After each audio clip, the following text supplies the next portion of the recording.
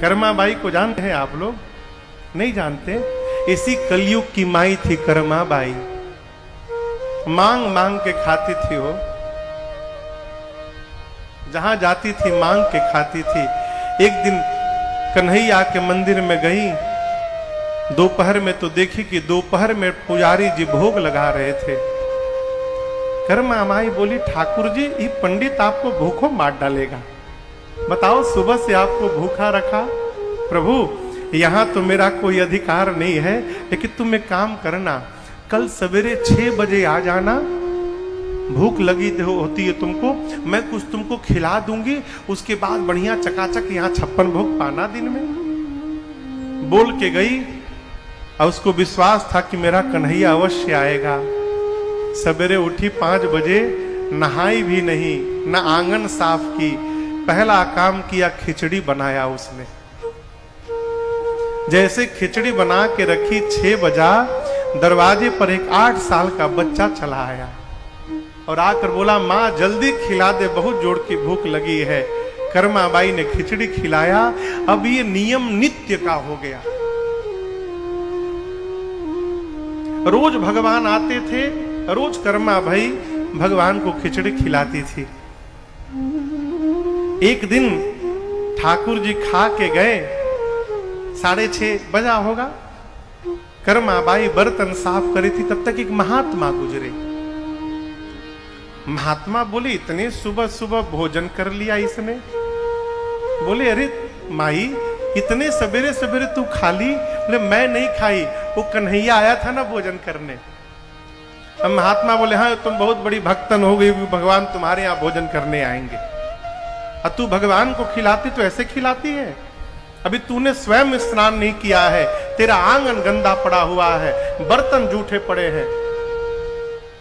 माई बोली, प्रभु हमें कुछ पता नहीं कि कैसे करना चाहिए, क्या क्या करना चाहिए। महात्मा बोले, पहले तू स्वयं नहाना, आंगन को साफ करना, लीपना आंगन को, बर्तन साफ करना, फिर साफ सुथरा करके फिर भोजन बनाना। बोली, कल से करूंगी। अगले दिन उठी, साफ सफाई करने में ही समय हो गया, खिचड़ी बना नहीं था, तब तक भगवान चले आए। अब बोले, माँ जल्दी खिला। माई बनाई नहीं तो क्या खिलाएगी? जल्दी जल्दी बनाई। उधर पंडित जी महाराज मंदिर का पट खोलने के लिए घंटा पीट रहे हैं कि अब पट खोला जाएगा। भगवान अभी 2 ही 3 कौर खाए थे, जैसे देखे कि पंडित जी पट खोलने वाले हैं, अब मंदिर से मैं गायब हूं, भगवान तुरंत भागे। और आपको सत्य बताऊं माई बाप, जब पुजारी जी ने मंदिर का पट खोला न हो, तो ठाकुर जी के विग्रह में उनके दाहिने हाथ पर और भगवान के मुख पर खिचड़ी लगा हुआ था। मंदिर में पुजारी जी की मति घूम गई। रात को स्वप्न दिया भगवान ने पुजारी जी को, कहा किसी से कहिएगा मत, मैं नित्य कर्मा माई के पास खिचड़ी खाने जाता हूं। मैंने पढ़ा है, जब कर्मा बाई इस संसार में नहीं रही तो उसके बाद कई दिनों तक अगल बगल के लोगों को सवेरे सवेरे कर्मा बाई के घर से एक बच्चे के रोने की आवाज आती थी। कई दिनों तक भगवान जाते थे, खिचड़ी नहीं मिलती थी तो भगवान रोते थे। और वही खिचड़ी है कि आज भी श्री जगन्नाथपुरी में 56 भोग लगे चाहे न लगे, लेकिन जगन्नाथ भगवान को आज भी कर्मा बाई की खिचड़ी खिलाई जाती है और नित्य खिलाई जाती है। आपसे कहूं, एकादशी के दिन चावल छूना भी पाप है, खाना तो बहुत दूर। एकादशी के दिन ठाकुर जी की सेवा होती तो तिलक करके चावल नहीं लगाया जाता। केवल धरती पर एक स्थान है जहां एकादशी को भी कैद खाने में डाल दिया गया है, वो है जगन्नाथपुरी। एकादशी भगवान गए, जाकर जगन्नाथ से स्वामी से बोले कि आप खिचड़ी नहीं खाएंगे, चावल है। क्यों? मैं आया हूं, एकादशी हूं। भगवान ने कहा, तुम मेरी कर्मा माई की खिचड़ी छुड़वाने आए हो, डालो इसको जेल के भीतर। आप जाइएगा तो मंदिर के पीछे एक कारागार बनाया गया है और वहां एकादशी को उल्टा करके लटका के बंद किया गया। पूरे धरती पर एकमात्र स्थान है जगन्नाथ भगवान की पुरी, जहां पर एकादशी का कोई प्रभाव नहीं है। वहां भगवान नित्य चावल पाते हैं।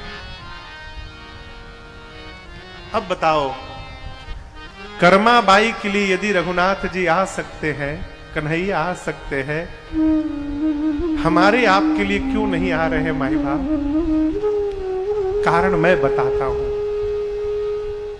कर्मा ने जीवन में भगवान से कभी कुछ मांगा नहीं हो, लुटाती ही रही अपना। और याद रखिएगा, जहां मांग होती है वहां से प्रेम समाप्त हो जाता है। यदि आप भगवान का दर्शन प्राप्त करना चाहते हैं, इस जन्म में नहीं, अगले जन्म में, उस जन्म में नहीं, उसके अगले जन्म में यदि प्राप्त करना चाहते हैं माई बाप, तो मांगना बंद कर दीजिए। क्यों? आपसे यदि कोई रोज आकर मांगे, आपको अच्छा लगेगा?